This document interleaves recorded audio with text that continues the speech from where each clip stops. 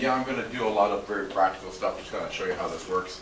But they're nice small topics. One's on WSUS Package Publisher, which is way better than deploying software with group policy because it's faster, it uses HTTP, and it's easy to set up, just as flexible. The other one is, what the heck can we do with the fast shell in Windows 10? Which one of those presentations is everyone here more interested in? The WSUS Package Publisher or the Windows 10? So let's do the WSUS Package Publisher again. It's like a 1, 2, 3. Okay. Windows 10. Both. Okay, so like everyone's put it up there again. That's good enough. All right, guys. So just to intro, everyone knows me probably, but if you want to know more about me, just go to my website, jasoneckert.net. We're going to see the web server that hosts that in a few minutes on Linux. The first part of today is we're going to talk about something really cool, WSUS. Who uses WSUS already? Why do you use it? What does WSUS use for? Windows Server update services. Software update services. Oh, if you don't have WSUS, what do? Every client in your company goes out through bandwidth to the internet to download updates. Willy-nilly, right? You can control when they do it, but you're still going out the internet bandwidth, right? With WSUS pulls it in. So what WSUS is you can have a WSUS server right here with a large hard drive. You can download all 94 terabytes of updates for every Microsoft product that's ever made in every language. That's what they are, 94 terabytes. I didn't download it, I checked the size of the Windows catalog, okay? But, if you chose everything, there's even the Bing bar, Bing, you can get, every version of Server, every version of Office. Those are the default selections that are chosen on WSUS Server. You could choose, SQL, Exchange, every update for any product Microsoft makes, even Xbox, updates are on there, right? So you can pull those updates inside for every language, and then you tell your clients to go to your WSUS server, maybe, 1 in the morning, and grab those updates from your WSUS server with a GPO. So you just tell a GPO to configure automatic updates on every machine, your domain or company or whatever, to go out to get those updates from your WSUS server. So it brings the updates into a hard drive, and you can either manually approve them after testing them, which nobody has any time to do. You just set an automatic approval policy. You say, hey, you know what? These updates are going to be approved automatically. People are going to get them next time, the machine is on at 1 in the morning, and everything's kind of updated. Mostly security and critical updates. So it's there to bring in updates from Microsoft software inside your firewall so that they're on this machine and you can distribute them across the fast web. And you're only downloading them on a schedule, maybe once every Tuesday night or once daily you check for new updates, right? Microsoft used to have this Patch Tuesday where they tried to get most updates released on Tuesday. Then they realized that there's some critical updates you don't want to wait till next Tuesday. So they called them out-of-band updates. And now you get updates pretty much any day of the week. So your WSUS server, if you synchronize every day of the week, you're going to get some updates. And you can have another WSUS server here. So you only need one, even for a large company, because all it is people are going to get their updates via that. Right? You can say these computers right here will get a GPO that tells them to get their updates at 1 a.m. These computers will go to that same WSUS server and get it at 2 a.m. or something like that. Right? But if you did have another WSUS server, we call it a downstream WSUS server, and it just gets the updates from this hard drive. It doesn't have to go to the internet. So you bring them into the company once, you distribute them. So that's what we do it. Save bandwidth, bring them up, bring them into the company. So we have WSUS servers at every campus in Trias, obviously. And for computers that are not part of our domain and don't get a GPO that redirects them to that WSUS server, we have these little reg keys that we've exported that I'll show you in a little while that basically have, the stuff that redirects any Windows client to get updates only from the WSUS server in the campus, so they were not bogging down our bandwidth going out to the net. So just out of curiosity, who actually manages the WSUS server? Anyone? One? That's it? Who knows that their company has a WSUS server? One? Who knows how to spell WSUS? Everyone knows. Good. We're good now. Okay, so do you guys want to see WSUS real quick before we move on? Because WSUS Package Publisher is just an add-on for WSUS that makes it really, really cool. But WSUS alone is pretty cool in itself. Once you install it, I'm on Windows Server 2012 R2 right now, and if I go to Server Manager, and I go up to Tools and down all the way to Windows Server Update Services, WSUS, I'll open up that WSUS Console, and basically all this is I've only chosen to get a few updates. Which updates? Just for humor's sake, the big bar that nobody uses, right? I wouldn't choose that. And the reason being is, if you choose to synchronize all these are small updates. If you choose to synchronize a ton of updates, your hard drive's gonna fill up real quick. You gotta store these updates locally on some massive storage, right? So these updates right here are automatically approved, because if you look down here under Options in WSUS, I have a automatic approvals rule set up, that a default automatic approval rule that I modified to approve the update for all computers. And the great thing about WSUS is you don't have to be part of the domain. There's no authentication with WSUS. If your computer goes to WSUS and says, I want an update, and WSUS says, I approve it for all computers, including you, which I don't know, you get the update. Right? So it's great for non-domain environments as well. Right? Like the University of Waterloo uses it a lot for a non-domain environment to, grab updates and update those PCs, right? So all the updates are automatically approved, and if they cause a problem, if an update causes a problem, what I can do is I can find that update that caused a problem in my troubleshooting process. I can go back to this WSUS server, and I can, maybe it's this one right here, and I can actually say, decline the update so nobody gets it in the future, and to make sure that it's uninstalled on client computers, because it causes a problem. I can approve it, but I can approve it for removal. Now this is grayed out for Bing, of course, but for a Windows update it won't be grayed out. Approved for removal. And that will actually tell the clients in the next refresh cycle, if you have this installed, get rid of it. It's a bad update, it causes a problem. Nowadays, do updates cause problems? Yeah, a lot, really? On Windows 7 and later? Yeah, oh, I didn't know that. See, we don't see it, I don't see it too often. I remember in the XP days, you can install an update and break a whole bunch of stuff, but we haven't experienced it too much out here. Mind you,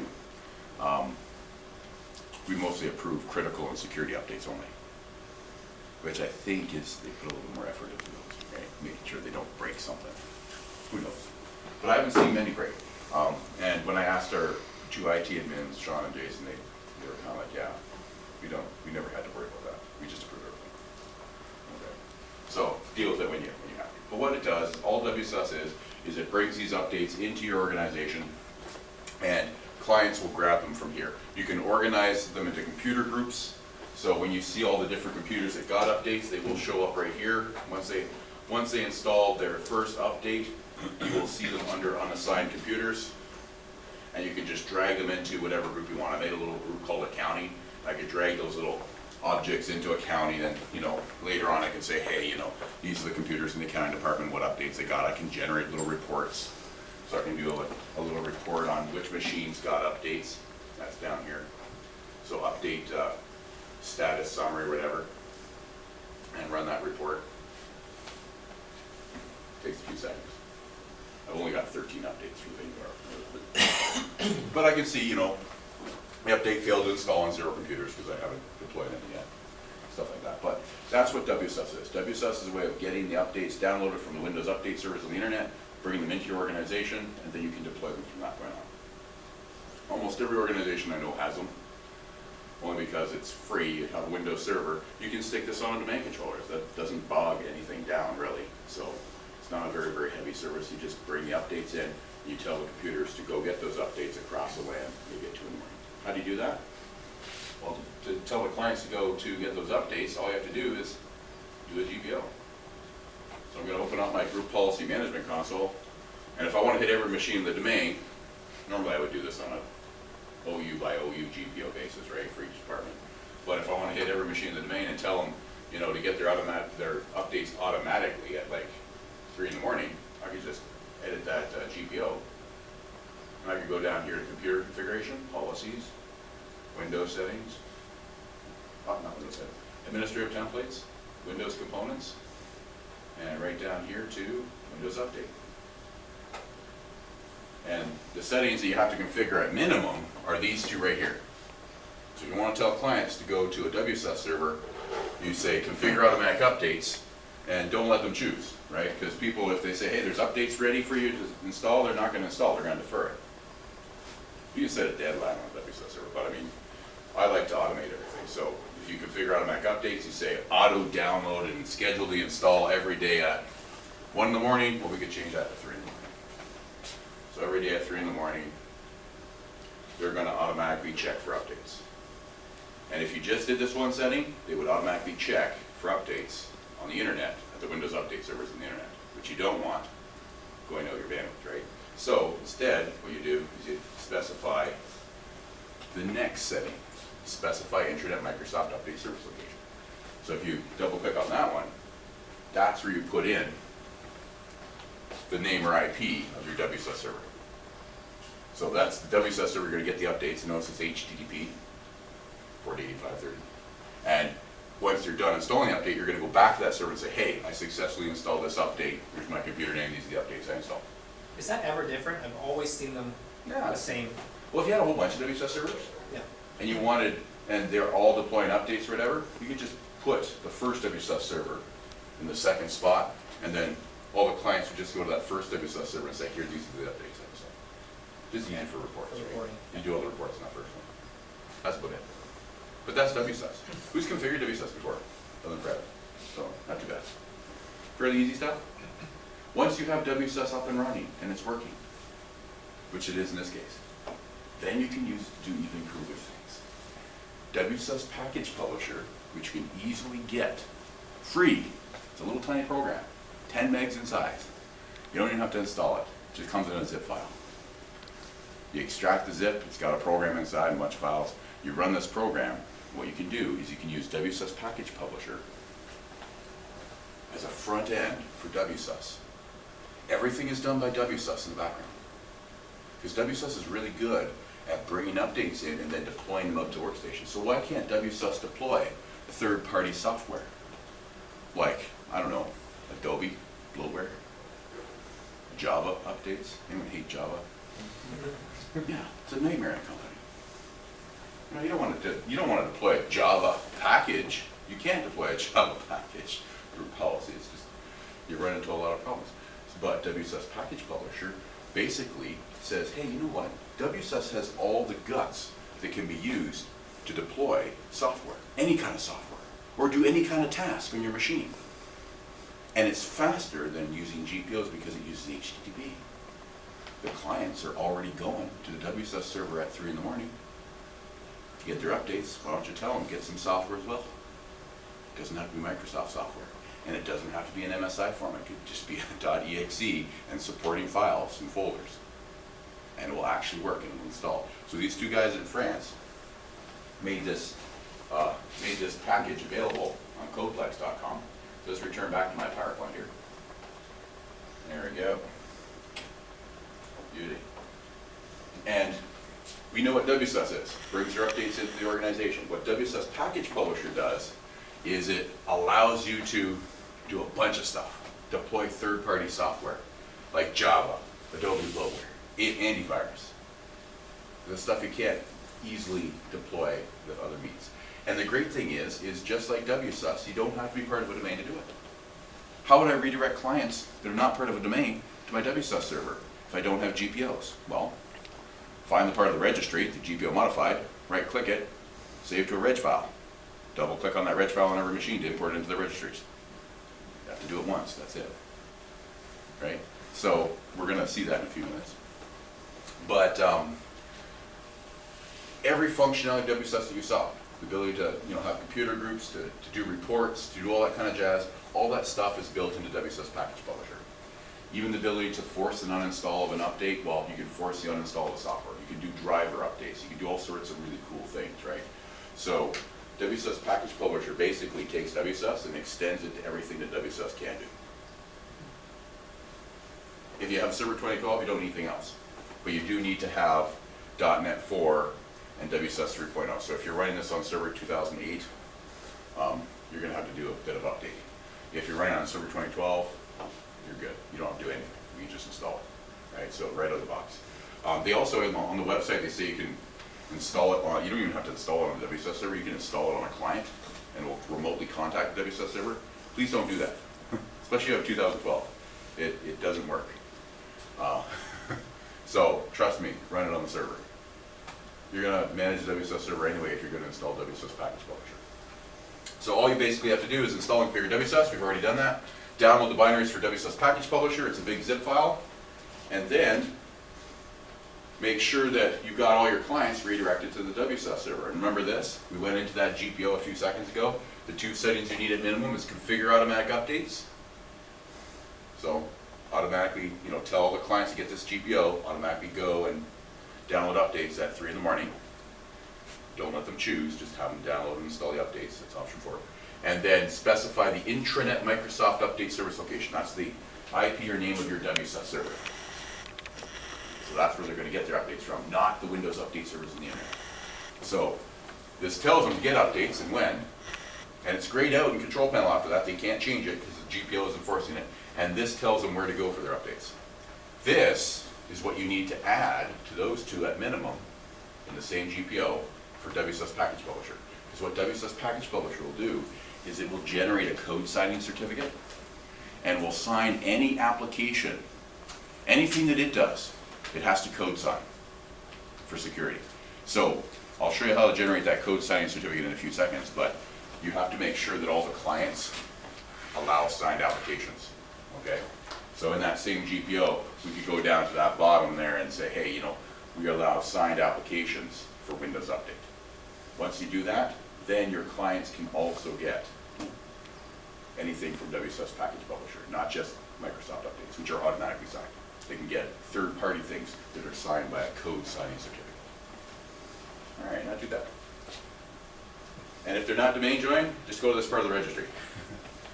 Windows Update, under HK Local Machine, Software Policies, Microsoft Windows. And in this node right here, you'll see, hey, look at this, accept trusted publisher service. That's to allow the code signing. And then here's your location of your WSUS server and, where you send the statistics to. You could just right-click that node of the registry, just, export to a reg file. So I could do that if I wanted to. In fact, let's do that right now. If I go to regedit,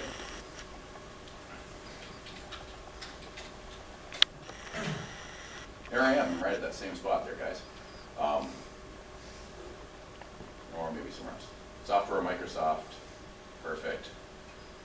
Windows Update. Policies. Oh, my number policies. No.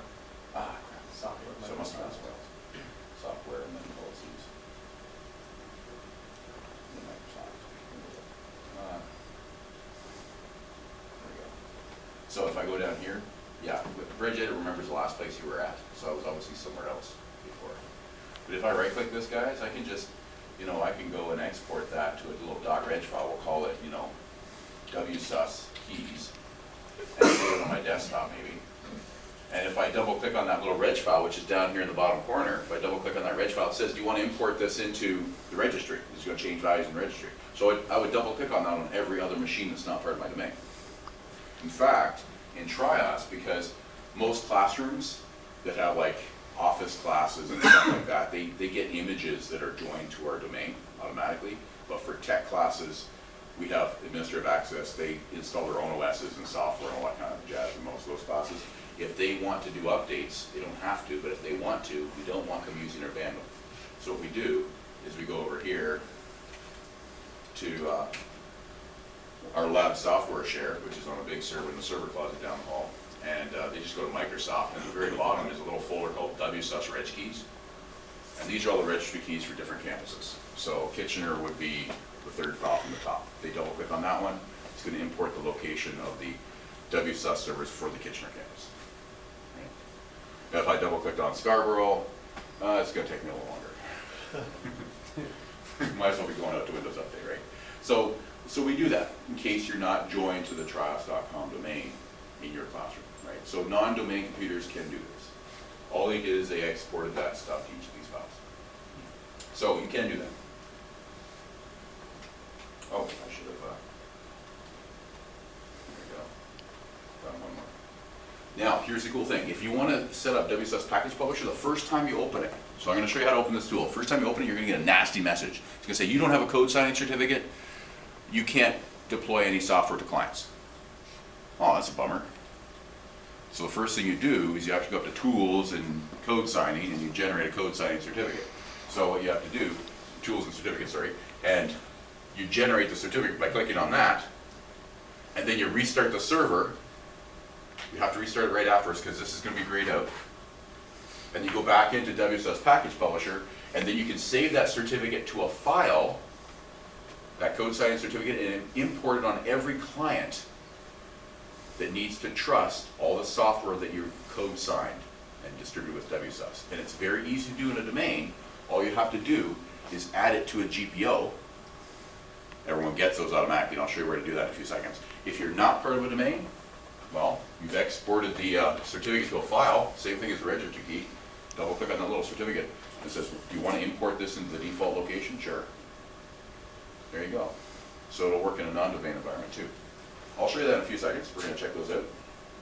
But if you're going to deploy with a GPO, this is where you go, computer config, Windows settings, security settings, public key policies, and you have to import it in both places. So it's a trusted publisher because the code signing certificate, you have to have it here, but you also have to deploy it here, or WSUS Package Publisher won't work. And there's my WSUS Package Publisher self-signed certificate that we're going to see how to generate in a few seconds. Okay. And if you're not part of it, and if you're done, if you just open up the certificates snap-in on, say, a server or a client, you should see it under a WSUS node on the server, and under the clients, you should also see it under Trusted Publishers. So you see the exact same certificate in both places, so you'll know that it's happening. So if you want to do that, the hardest thing is when you first open up WSUS Package Publisher is you have to make sure you generate that code signing certificate. So if you're to do that, very, very simple. Let's open up WSUS Package Publisher. Downloads. This is the zip file of the latest release of WSUS Package Publisher. They don't even have the name WSUS Package Publisher in there. If you go to codecollect.com, it's just release version 1.3. And if you extract that zip to a folder, change the name of the folder that it creates to something descriptive like WSUS PP. See that? And if you open that up, this is WSUS Package Publisher. There's no setup. This is the front end for WSUS. It allows you to do the extra stuff. And if I scroll down here, there's the executable at the very bottom, WSUS Package Publisher. Double click on it, run it. And when this console opens, you'll see my server is listed at the top because it's on this same machine. It should be on the WSUS server. If you're going to manage this, don't run it from a client. Just remote desktop on the WSUS server and run this. It should be local. But I'm going to connect to my WSUS server. There we go. And it won't give me a warning. The first time that I open this up, it'll give me a nasty warning saying, you don't have a code signing certificate, so nothing you deploy is going to work. And the first thing you should do is go up here to Tools and Certificate, and you see that screen. Remember that screen from the slide. Generate the certificate. Generate the self-signed code signing certificate. You could load one if you have a code signing certificate, like you have a certification authority installed in your domain, and you have a code signing copy of the code signing template deployed to your computer. You could import one. We don't have one, obviously, because we couldn't find one. But once you're done and you reboot it, so you have to click on this, then you have to reboot, because this will be grayed out. And we need this, right? So you generate that code signing certificate, you reboot the whole server, and then you go back in here, go back to Tools and Certificates, and then you save that certificate to a file. So I click Save the certificate to a file, save it on my desktop maybe, we'll call it WSUS PP code signing. There we go. And it saves as a little file, .cer. Perfect. And what do? I have to get that on every machine that needs to get software from my WSUS server, third-party software. Because every piece of third-party software we deploy will be code signed with this certificate. They won't trust it unless they have this code signing certificate on them as well. So to do that, we can use a GPO. Let me minimize WSUS Package Publisher, and let's go back to Group Policy Management. And let's edit our default domain policy. How do I hand out stuff like that? How do I hand out anything related to certificates? Where do I go? Computer configuration, policies, Windows settings, security settings, and public key policies down here. So if I go down here to public key policies, what are the two areas that I have to import this? Remember from the slide? There's a screenshot of this in the PowerPoint slide. Trusted publishers and trusted root CAs. So if I go down to trusted publishers, hey, it's already there. But if it wasn't there, what would I do? Right click, import, next, choose a file name on my desktop. What's that file name we exported it to? WSUS PP code signing certificate. I choose it, I press next, place it in that trusted publisher store, and finish, and boom, it's already there, right? I refresh, it's the same certificate. They didn't need to add another one, right? But there'll be nothing there until you do that.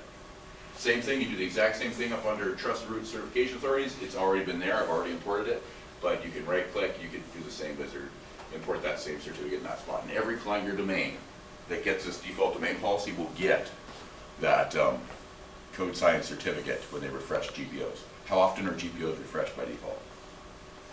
90 minutes. Yeah, 90 minutes for workstations and member servers, domain controllers, 5 minutes, right? Or if you do a GP update /force, or pray to the Microsoft guys.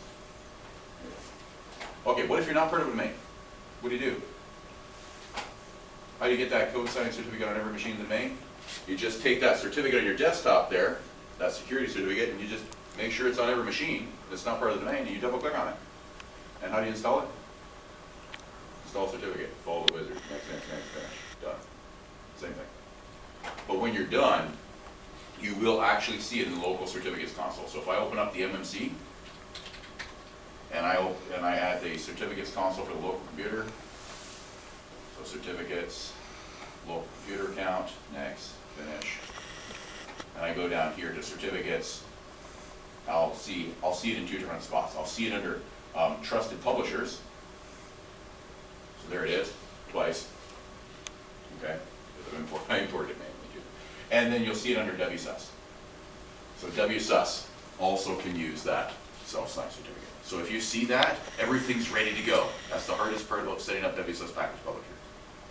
The easy part is next. You only have to do it once when you're on domain? Just once. When does it expire? 22. So 2022. I've never seen this expire, of course, because this is like, what, 5 years from now? But the thing is, when it does expire, what's supposed to happen is when you open up the WSUS console, 3 months before it expires, it says, your software code signing certificate will expire soon. Can you please generate a new one? So you go to certificates, generate a new one, and you do the same thing, you hand it out again, and when you generate a new one, it starts code signing all your applications, current ones and existing ones with that as well, so that you don't, it's seamless, right? But it actually it's supposed to pop up and show you that, right? So by that time, you may be not even using that server anymore, you may be migrated to something else, right? Or to a new version, right? That piece of hardware may have entered its end of lifespan where, you know, you buy new hardware and a new version of the OS and deploy it, or whatever it does.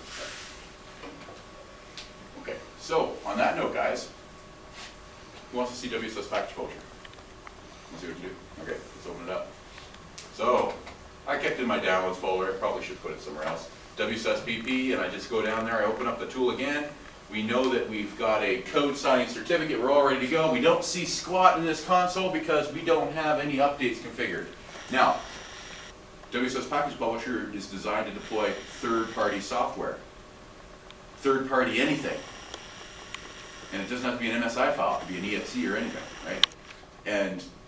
But they still call them updates because in the background, these things will appear in WSUS if you tell them to, right? It's using WSUS to do everything that this does. If you go up to Tools and Settings, you'll actually see the default option is don't make these third-party updates available in the WSUS console. So when you go to WSUS console, you just see Windows updates or Microsoft updates of some kind, like for Office or whatever. And then you have to go to WSUS Package Publisher to see all the third-party software. But it's actually it's putting entries in the same database that WSUS uses. It's putting them in the same folder that WSUS uses, appear in WSUS. So there's nothing wrong with it. We're not using WSUS to do something that really shouldn't be used to do. Microsoft designed it, you can extend it. So you can do that if you like. Now, I'm gonna press cancel. Let's add an update, guys. So let's create an update. Now, if you create an update, that's create a package that you're going to deploy, a third-party software package. If you create a custom update, which we're going to see next, that's anything from like you want to create a folder, you want to deploy a script, you want to, anything else. WSUS Package Publisher can do a lot of stuff. So let's create an update first. Who here has used Notepad++? Anyone here not used Notepad++? Get out. Just kidding. That's an awesome program.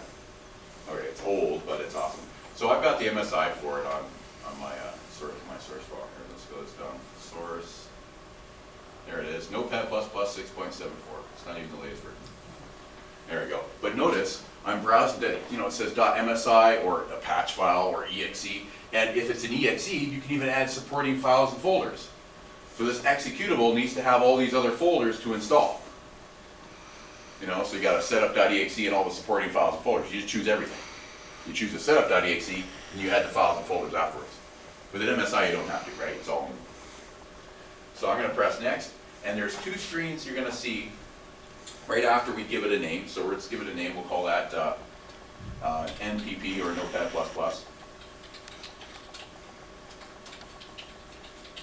There we go. And that's all the information about the MSI that I found. I'm going to press next. And these two screens you're going to see, the first one is the condition at which client computers determine if they already have Notepad++. So how are they going to determine whether they need this or not? Do they already have it installed, or can they just skip it? And the default rule is basically look to see if the MSI product is installed. You choose an MSI. So that's good enough for us. But look at all the other options you can do. And this comes to play for lots of weird third-party updates. Like if you have this right version of Java installed, you might have to check to see if this folder exists. Right? So look at these different rules, guys. You can see if a certain version of a file is this number, or if you got this certain registry key, or you can even do a WMI query. So there's lots of flexibility here. You can make your own rules to determine how clients should determine whether they actually need this update or not. We're just going to leave the default rule. It works fine. They're going to check to see if they already have that MSI installed. If they don't, they're going to install it. Okay. So I'm going to press next. And the next screen looks the same as the last one, but this one, if you look at the top, it's slightly different. This is the rule that tells clients if they're allowed to install this. Well, the benefit of an MSI file is inside the MSI file is a list of the minimum requirements for your operating system and the software itself. So if Notepad++ wasn't designed to work on Windows XP, and it just says Windows, Vista and later, then you try to install that MSI on XP, it's going to fail. It's going to say this is not supported by this piece of software, right? Well, that's the default. MSI product installed. Just look inside the MSI and figure it out. But you can also choose the same kind of rules to say, hey, you know what? You could add something to that query. Like you could add WMI query to check to make sure that you have a certain amount of disk space on C drive before installing this as well. Then we'll check to make sure that you're allowed to install in the MSI file, and it will also do that little WMI query to check to see if you got enough disk space before you install this massive program, Notepad++. Right?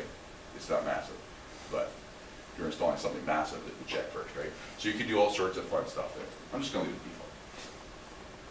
default. And next, we don't need that, and we're just going to publish it.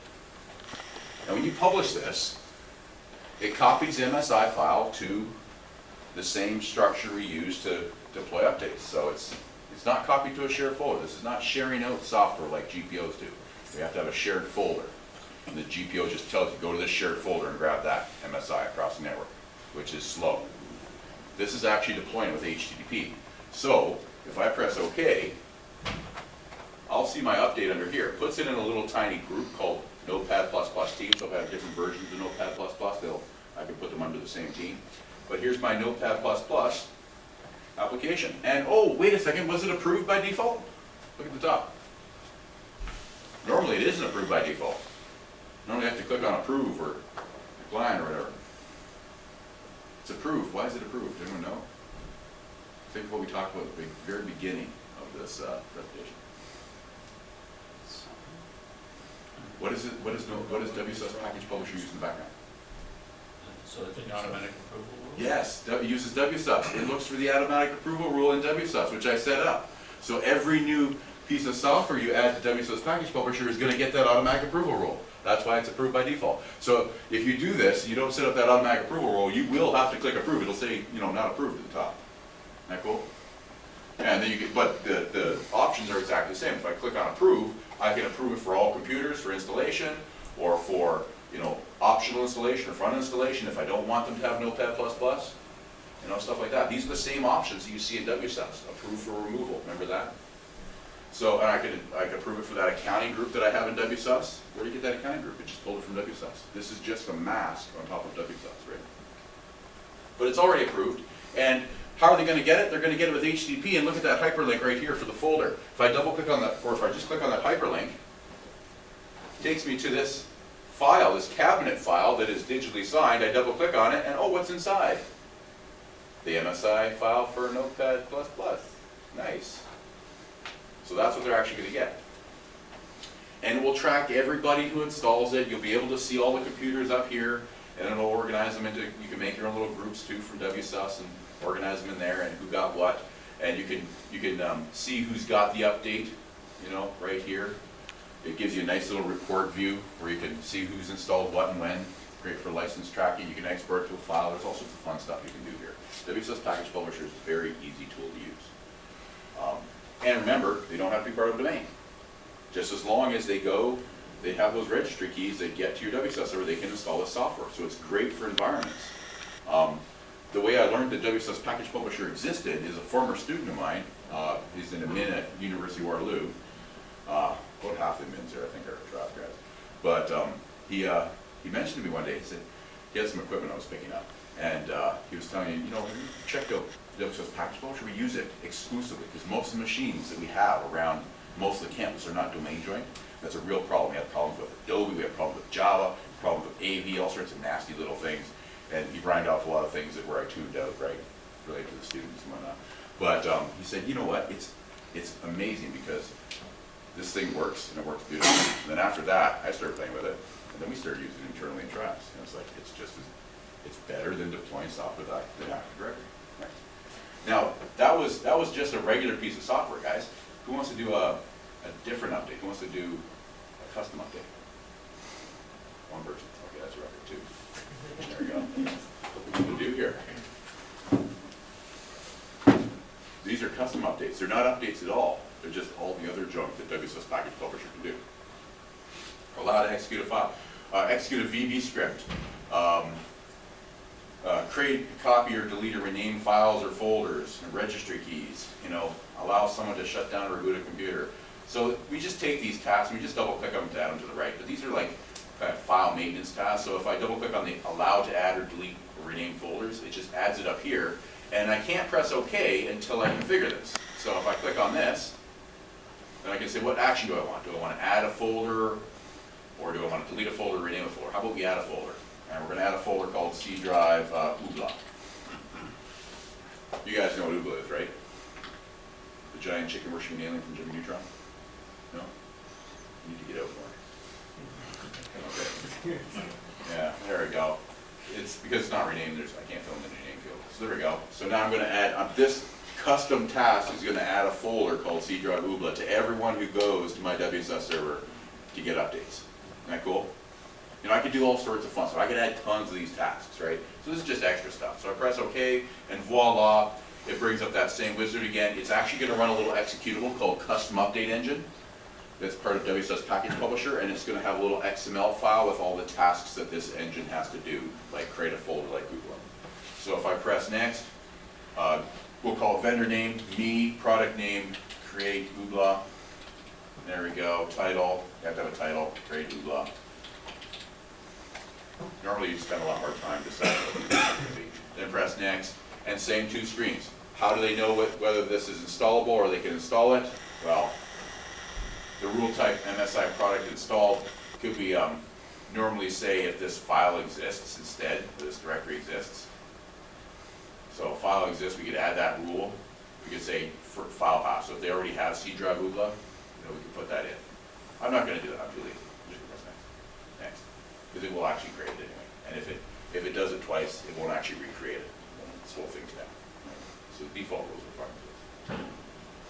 I found that out of sheer laziness. Okay, so if I go down to updates me, there's create UBA. It looks exactly the same. Is it approved by default? Yeah, the default auto approval rule in WSUS works right here. And if I click on that link to what the clients are actually going to get, I'm actually going to see code signed cabinet file, and inside that cabinet file is the custom update engine, which is only 60K, and this file right here, an XML file. If I extract that XML file to my desktop and take a look at it, let's go to my desktop now, take a look at it. Where is it? Scroll down.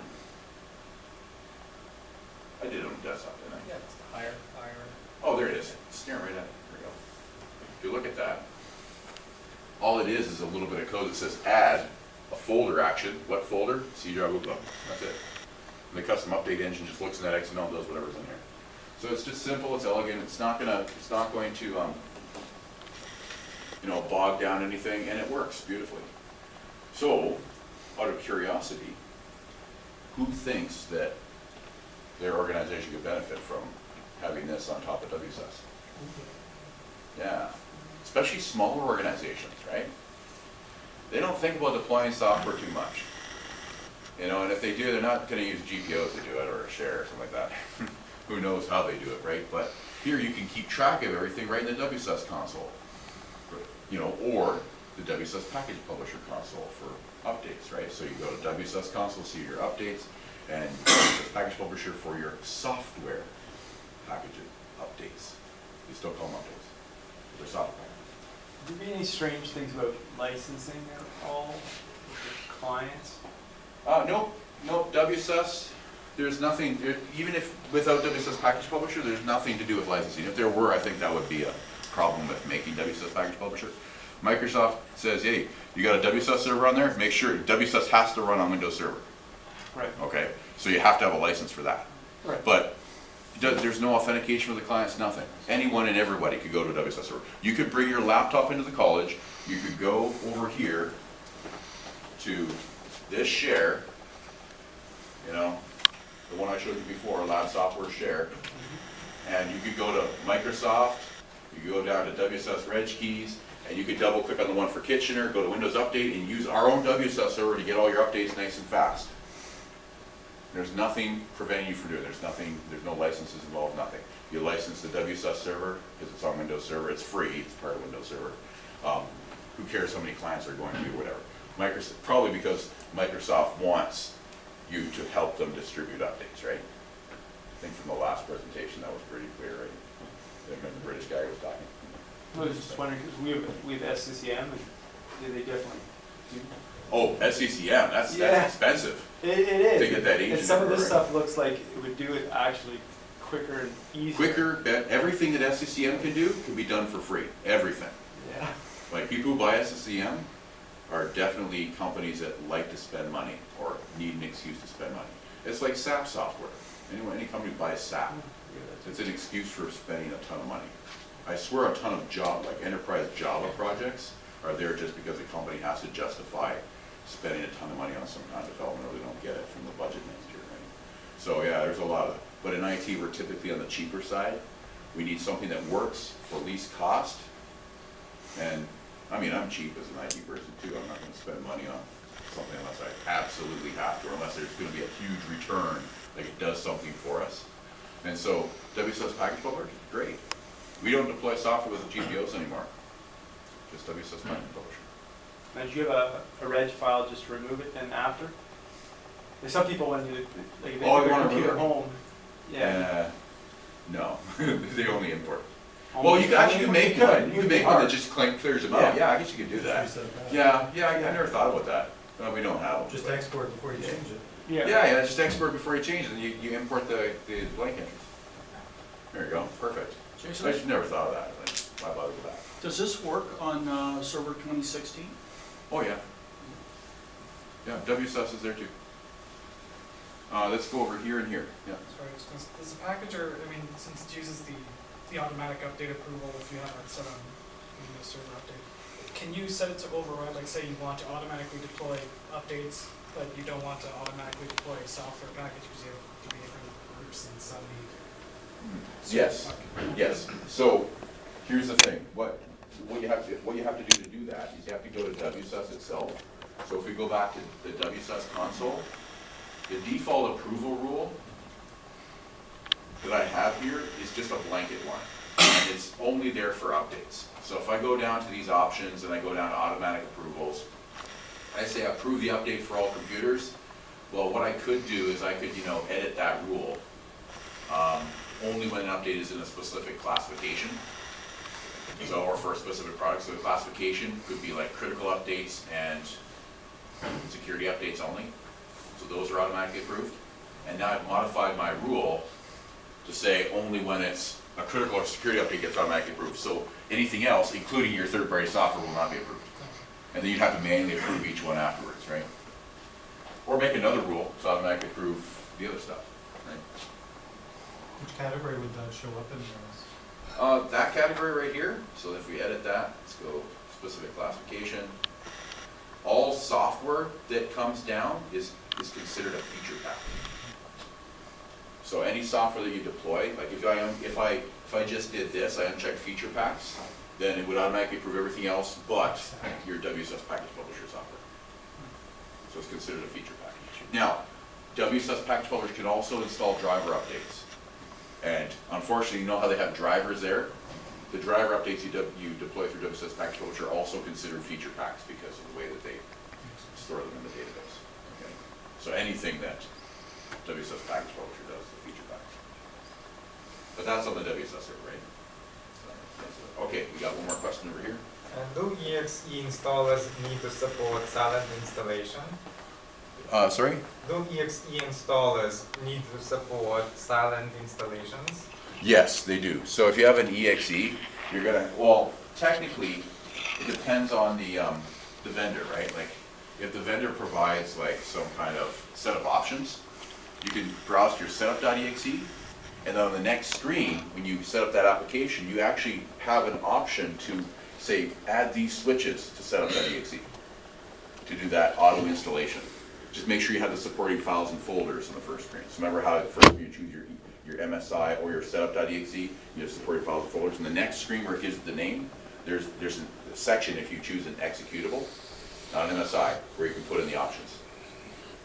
Yeah. So that's another way of doing it, I guess. It doesn't have to be completely silent, right? It could be forced silent. On that note there, could you add a script file instead of a, what do you call it? Yeah, that's actually, that's a custom update. So if I go over here to WSUS Package Publisher, I do a custom update. One of the things you can do is, you can deploy a PowerShell script and stuff like that, right? So you can do that in a custom update. Actually, let's see, where do I have my PowerPoint presentation? There it is. If I keep on going down here, all this stuff is basically what we did. All the screenshots of what we did, guys. So where it shows up, loading Package Publisher, including UBLA and Notepad++, so that you remember it after looking at this presentation, that you download from the site afterwards. Specifying files, create an update or custom update.